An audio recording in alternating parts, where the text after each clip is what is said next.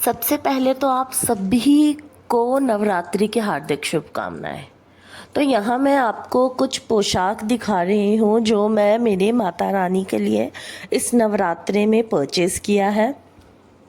Sorry, मैं आपको link नहीं दे पाऊँगी क्योंकि ये मैंने लोकल शॉप से लिया है। तो अगर आपको चाहिए अगर ये पोशाक तो आप मुझे कमेंट में ज़रूर बताइएगा। तो मैं जहाँ से ये पोशाक ली हूँ उन दीदी से बात करके उनका कांटेक्ट आप लोगों को दे सकती हूँ, जिससे आप ऑर्डर कर सकें ऑनलाइन। बट ऑनलाइन ऑर्डर करने में ये बात ध्यान रहे कि मिनिमम 2000 से 3000 तक का अगर आप ऑर्डर प्लेस करते हो तभी वो ऑनलाइन आपको डिलीवर करेंगी। छोटे के लिए वो नहीं करती है, छोटे मोटे ऑर्डर्स के लिए।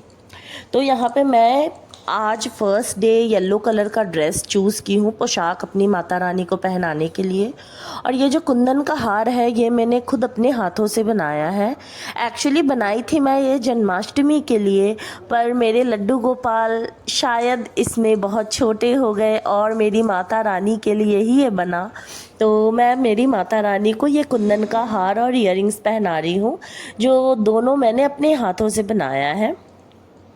और ऐसा कहा भी जाता है ना कि दाने दाने पे लिखा है खाने वालों का नाम।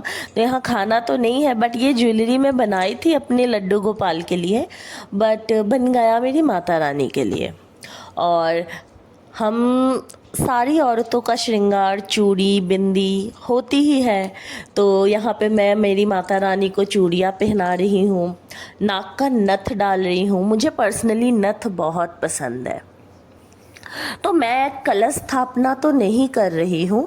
और ऐसा बोलते हैं इंस्टाग्राम के एल्गोरिदम पे जाकर लोग एकदम ताव में आ जाते हैं कि सबको कलश स्थापना करना है।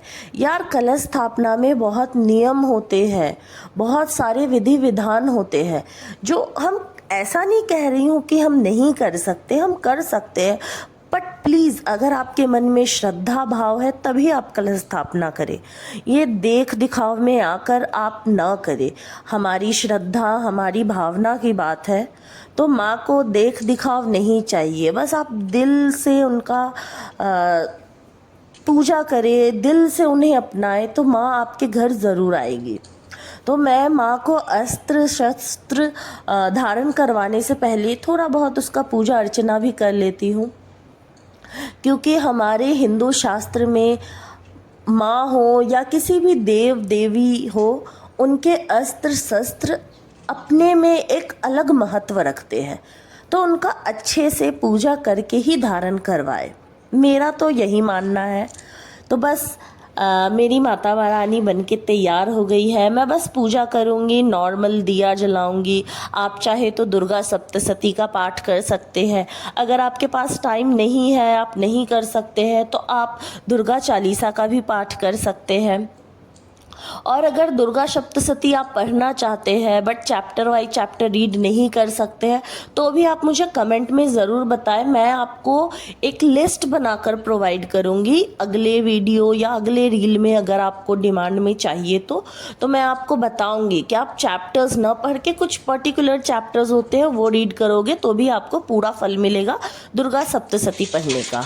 अब माता का श्रृंगार हो रहा हो और लाल चुनरी ना हो, लाल फूल ना हो, तो वो अधूरा होता है।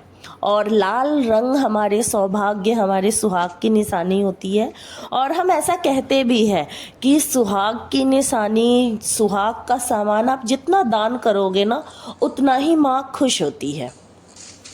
तो लाल फूल लाल चुनरी अर्पण करने के बाद अब बारी आती है मुझे दीप प्रज्वलित करने का।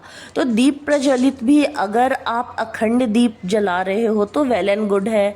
आप नीचे में कोई भी बेस ले सकते हैं, उस पर स्वास्तिक बनाए, अक्षत डाले, पुष्प डाले और फिर आप अखंड दीप ज्योत प्रज्वलित कर सकते हैं।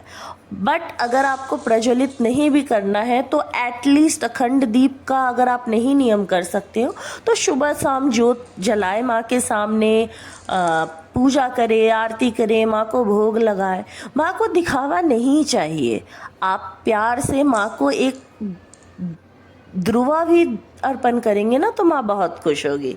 तो आज का वीडियो तो मैं बस इतना ही कर रही हूँ, कोई ज़्यादा ताम झाम कुछ भी DIY कुछ भी रेसिपी नहीं है, बस मेरी भक्ति और मेरी माँ के आगमन का संकेत है।